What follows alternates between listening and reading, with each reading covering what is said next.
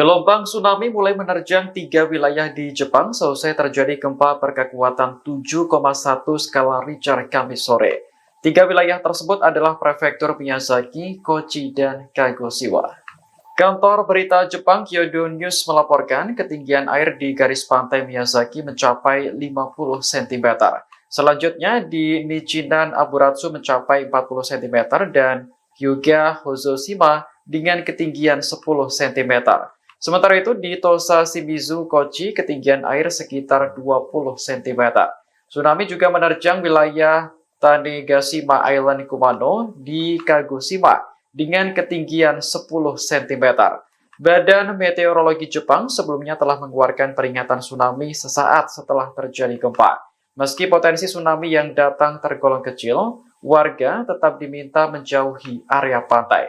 Saat ini pemerintah telah mencabut semua peringatan tsunami akibat gempa 7,1 skala Richter. Download Tribun X sekarang, menghadirkan lokal menjadi Indonesia.